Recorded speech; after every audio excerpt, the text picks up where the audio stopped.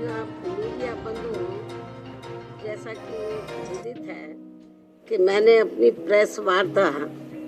दिनांक 4 अगस्त 2024 में और फिर पुनः अपने ट्वीट दिनांक 9 अगस्त 2024 के द्वारा बीजेपी की केंद्र सरकार से इस देश के समूचे अनुसूचित जाति व अनुसूचित जनजाति समाज की ओर से ये अनुरोध किया कि वर्तमान में चल रहे संसद सत्र में ही संविधान में संशोधन करके व कानून बनाते हुए देवेंद्र सिंह बनाम पंजाब राज्य के केस में माननीय सुप्रीम कोर्ट के दिनांक 1 अगस्त 2024 के आए निर्णय में, जिसमें कि एससी व एसटी वर्गों को आरक्षण देते समय क्रीमी लेयर लागू करने तथा इन वर्गों के लोगों का उप वर्गीकरण यानी कि सब क्लासिफिकेशन करके समूचे आरक्षण को ही इनके समूचे आरक्षण को एक प्रकार से खत्म कर दिया गया है, अर्थात निष्प्रभावी बना दिया गया है। इसके संबंध में अपनी बात रखी थी। इसी विषय पर कल दिनांक 9 अगस्त 2024 को टेलीविजन के चैनलों में यह दर्शाया गया कि बीजेपी के एससी व एसटी के सभी सांसद माननीय प्रधानमंत्री जी से मिले हैं और उन्होंने भी प्रधानमंत्री जी को माननीय सुप्रीम कोर्ट के इस निर्णय से आरक्षण खत्म होने की स्थिति उत्पन्न हो गई है, इससे अवगत कराया, जिस पर माननीय प्रधानमंत्री जी ने उन्हें ये आश्वासन दिया कि एससी व एसटी वर्गों के आरक्षण में क्रीमी लेयर तथा उनका उप वर्गीकरण नहीं होने दिया जाएगा, इस पर गौर किया जाएगा। प्रधानमंत्री जी द्वारा अपने सांसदों को दिए गए इस आश्वासन के बारे में कई न्यूज चैनल पर प्रसारण होने पर फिर मैंने कल ही दिनांक 9 अगस्त 2024 को एक ट्वीट करते हुए कहा कि जो ये आश्वासन दिया गया है, अगर वो पूरा किया जाता है तो इसका हमारी पार्टी स्वागत करेगी। तथा इसी ट्वीट में मैंने ये भी कहा कि परंतु इस आश्वासन को तो तभी पूरा किया जा सकता है जब केंद्र सरकार वर्तमान में चल रहे संसद सत्र में ही एक संविधान संशोधन विधेयक लाकर माननीय सुप्रीम कोर्ट के इस निर्णय को निष्प्रभावी बनाते हुए ये प्रावधान लाती है कि एससी एवं एसटी वर्गों के आरक्षण के लिए इन जातियों को कभी भी उप वर्गीकृत नहीं किया जा सकेगा तथा इन पर क्रीमी लेयर भी लागू नहीं होने दिया जाएगा। और साथ ही मैंने ये भी कहा कि आज इस मामले में विषम स्थिति उत्पन्न ही ना होती अगर केंद्र सरकार ने अपने अटॉर्नी जनरल के माध्यम से माननीय सुप्रीम कोर्ट के समक्ष एससी व एसटी समाज के उप वर्गीकरण एवं क्रीमी लेयर के पक्ष में जोरदारी से अपने कथन न रखे होते। यदि उन्होंने ठीक ढंग से पैरवी की होती तो शायद ये ऐसी नौबत नहीं आती। और अब इसी सत्र में संविधान संशोधन न लाकर अचानक वर्तमान सत्र को ही तय की गई निश्चित तारीख के पूर्व ही कल दिनांक 9 अगस्त 2024 की शाम को अनिश्चित काल के लिए संसद जो है वो स्थगित कर दिया गया, जिससे कि माननीय सुप्रीम कोर्ट द्वारा दिया गया ये असंवैधानिक निर्णय बना रहे। और बीजेपी की केंद्र की सरकार की मंशा, जिसकी वकालत उन्होंने सुप्रीम कोर्ट में की थी, वह बनी रहे, जिसके तहत इस देश के समूचे एससी व एसटी वर्गों के लोगों को क्रीमी लेयर के बहाने तथा उनके बीच में उप वर्गीकरण करके उन्हें आरक्षण से ही हमेशा के लिए वंचित कर दिया जाए और इस प्रकार से फिर बिना संविधान बदले ही SC व ST वर्गों का आरक्षण हमेशा के लिए खत्म कर दिया जाए। एक और वर्तमान संसद सत्र को निश्चित तिथि से पूर्व ही समाप्त करना और दूसरी तरफ माननीय प्रधानमंत्री जी का ये हवाई आश्वासन देना कि माननीय सुप्रीम कोर्ट के इस निर्णय को नहीं लागू किया जाएगा और फिर इस मामले में कोई भी कदम न उठाना तथा कोई भी कार्रवाई आदि न करना, ये स्पष्ट रूप से दर्शाता है कि या तो माननीय प्रधानमंत्री जी द्वारा इस तरह का कोई आश्वासन अपने SC ST वर्गों के सांसदों को दिया ही नहीं गया है, या फिर ऐसा आश्वासन केवल इन वर्गों के लोगों को भ्रमित व गुमराह करने के लिए ही दिया गया है और इसीलिए अभी तक आधिकारिक तौर से माननीय प्रधानमंत्री जी द्वारा प्रेस के माध्यम से या अपने कुछ सरकारी ट्वीट के माध्यम से इस आश्वासन की कोई पुष्टि नहीं की गई है। केवल आश्वासन दिया जब वो MPs लोग मिले हैं, लेकिन अलग से कोई सरकारी तौर पर उन्होंने ना कोई प्रेस के द्वारा इस संबंध में बताया, ना कोई उन्होंने अपना कोई ट्वीट जारी किया सरकारी तौर पे जैसे वो करते रहते हैं। इन सब कारणों से आज इस देश में SC व ST वर्गों के रह रहे लगभग 40 करोड़ से ज्यादा लोग पूर्व में कांग्रेस की रही सरकार की तरह ही वर्तमान बीजेपी की केंद्र की सरकार के द्वारा भी अपने आप को काफी ठगा सा महसूस कर रहे हैं, जिनको कि यहाँ वर्षों से छुआछूत एवं अनेकों अन्य शोषण व उत्पीड़न आदि सहने पड़े हैं और जो आज भी सहने पड़ रहे हैं, जिसकी वजह से ये लोग आज भी सामाजिक एवं आर्थिक तौर से पिछड़े हुए हैं, जिन्हें ये आरक्षण दिलाने का कार्य परम पूज्य बाबा साहब डॉक्टर भीमराव अंबेडकर द्वारा कांग्रेस पार्टी के भी विरोध के बावजूद अपने अथक प्रयासों से दिलाया गया है, जबकि केंद्र की सरकारों ने इस आरक्षण को खत्म करने के लिए समय समय पर लगातार अनेकों प्रयत्न किए हैं, जैसे कि सरकारी नौकरियों को खत्म करके कॉन्ट्रैक्ट के माध्यम से कार्य कराना, जिनमें उनके द्वारा नियुक्त कर्मचारियों पर कोई आरक्षण लागू नहीं होता है। सरकारी उपक्रमों अर्थात संस्थानों को निजी हाथों में बेचकर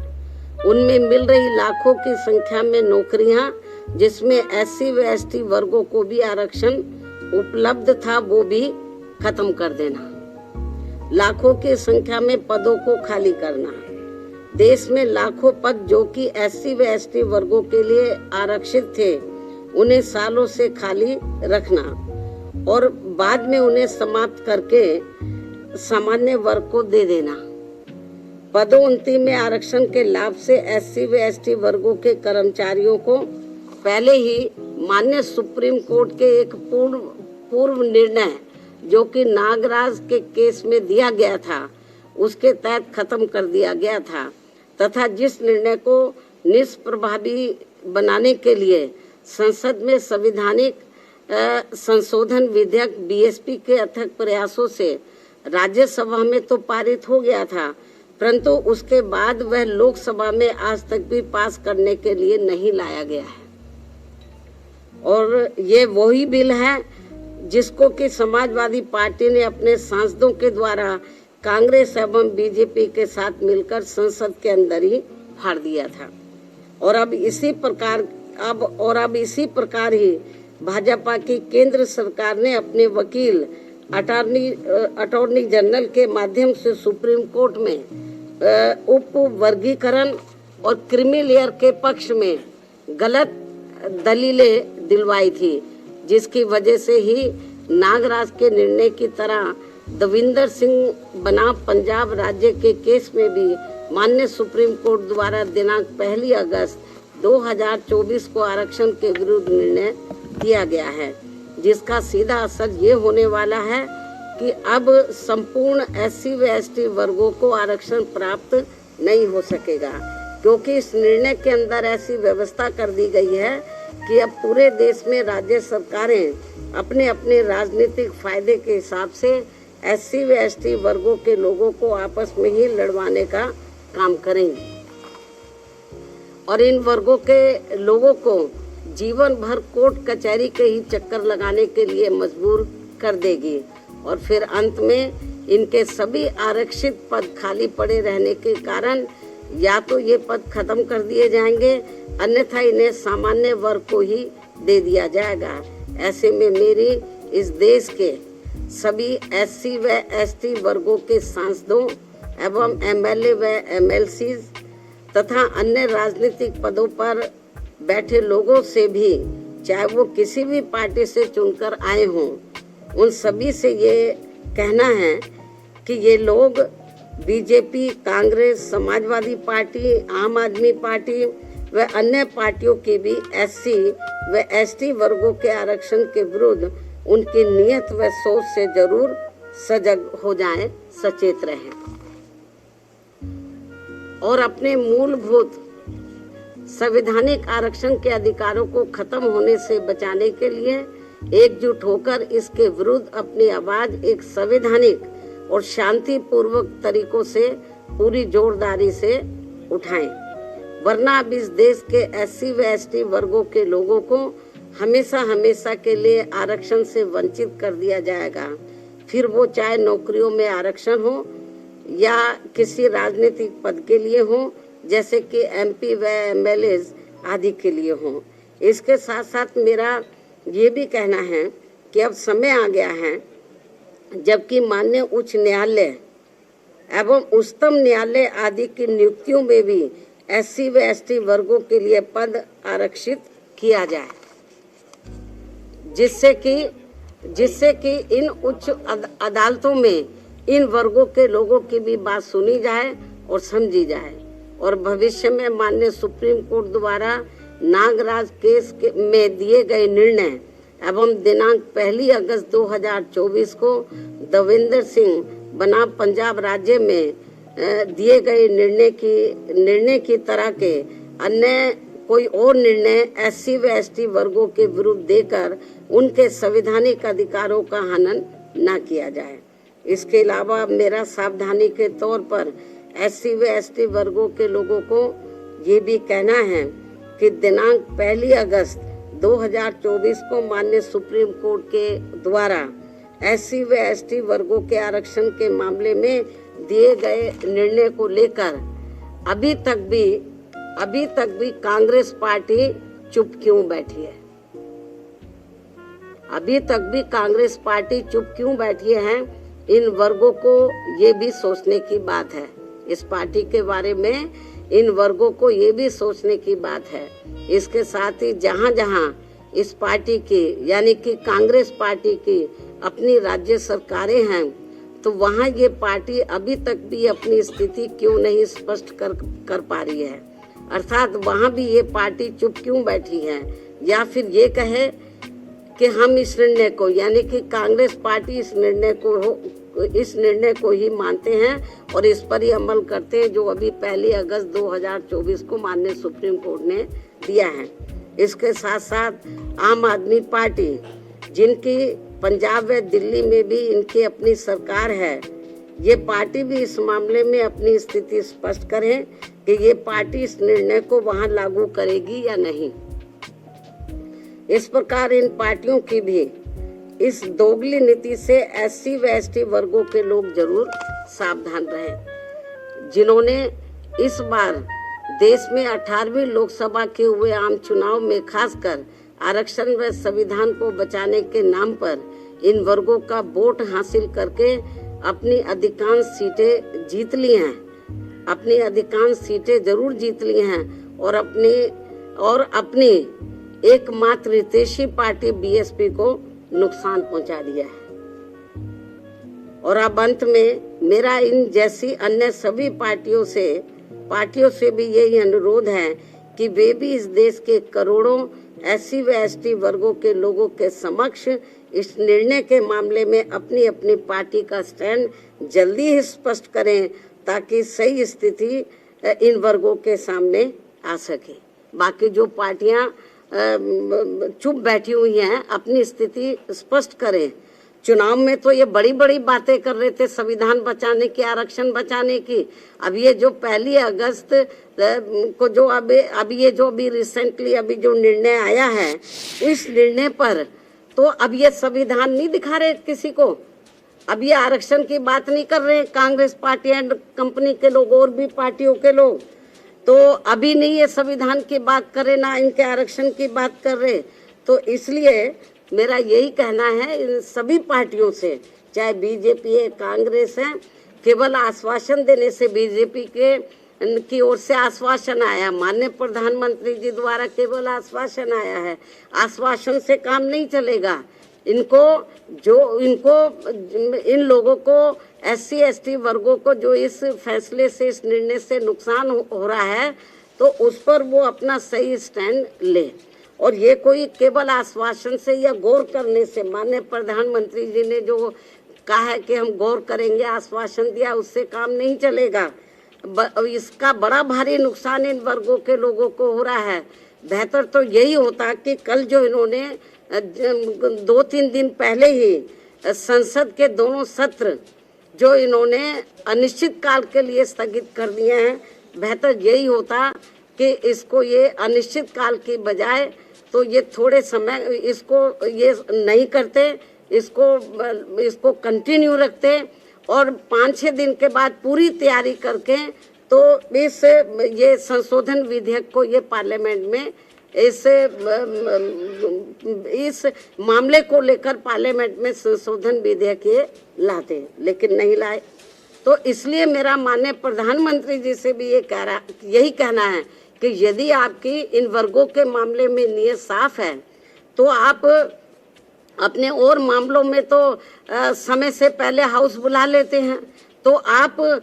कभी भी हाउस बुला सकते हैं, अपनी तैयारी करें। और ये जो 1 अगस्त 2024 को जो माननीय सुप्रीम कोर्ट का निर्णय आया है, तो इस निर्णय को निष्प्रभावी बनाएं, हाउस बुलाएं मतलब, और मालूम भी पड़ जाएगा कि हाउस में सभी दलों का क्या स्टैंड है। और मुझे क्या लगता है कि ये इनको जल्दी करना चाहिए, ये ठीक नहीं है। वरना जिन राज्यों में अब राज्यों में जल्दी ही विधानसभा के आम चुनाव होने वाले हैं, तो इन वर्गों के लोग न बीजेपी को माफ करेंगे, न कांग्रेस को, न अन्य पार्टियों को माफ करेंगे, क्योंकि इन्होंने इस बार जो 18वीं लोकसभा के आम चुनाव हुए हैं उसमें इन वर्गों के लोगों के साथ बड़ा विश्वासघात किया, धोखा दिया है। इनको कहा कि हम संविधान बचाएंगे, आरक्षण आपका खत्म हो जाएगा। अब ये चुप क्यों हैं? अब ये लोग चुप क्यों हैं? तो लेकिन इससे साफ जाहिर है ना ये संविधान को बचाने वाले हैं ना आरक्षण को बचाने वाले हैं। अब ये समझ में नहीं आ रहा आरक्षण को लेकर ये जो संविधान को दिखाते घूम रहे थे सभी पार्टियों के लोग, अब क्यों नहीं संविधान को दिखा रहे हैं? अब क्यों नहीं आरक्षण की बात कर रहे हैं कि इनका आरक्षण जो निष्प्रभावी हो गया है, तो इसको प्रभावी बनाने के लिए इनको पार्लियामेंट का सत्र जल्दी ही शॉर्ट नोटिस में इनको बुलाना चाहिए और अपनी स्थिति बीजेपी की सरकार को क्लियर करनी चाहिए और बाकी पार्टियों को भी अपना स्टैंड क्लियर करना चाहिए, क्योंकि ये कुछ जरूरी बातें कहने के लिए मैंने आज आप लोगों को तकलीफ दी है। हालांकि इससे भी मैंने पहले प्रेस बुलाई थी, लेकिन अब जो हालात जो स्थिति सामने आ रही है, कल मैंने ट्वीट भी किया, लेकिन ट्वीट में सारी बातें नहीं आ सकती हैं, ट्वीट में सारी बातें नहीं आ सकती है। इसलिए फिर मैंने सोचा कि मैं मीडिया बंधुओं के समक्ष जाकर अपनी पार्टी की सही स्थिति आप लोगों के सामने इस संबंध में रखूं, इसलिए आज मैंने आप लोगों को तकलीफ दी है। इन्हीं जरूरी बातों के साथ अब मैं अपनी बात यहीं समाप्त करती हूं। धन्यवाद। जय भीम व जय भारत।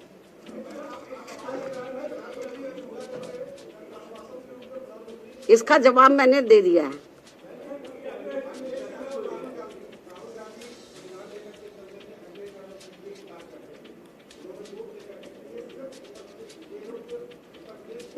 इसका भी जवाब मैंने दे दिया है। इसका। और चलिए खबरों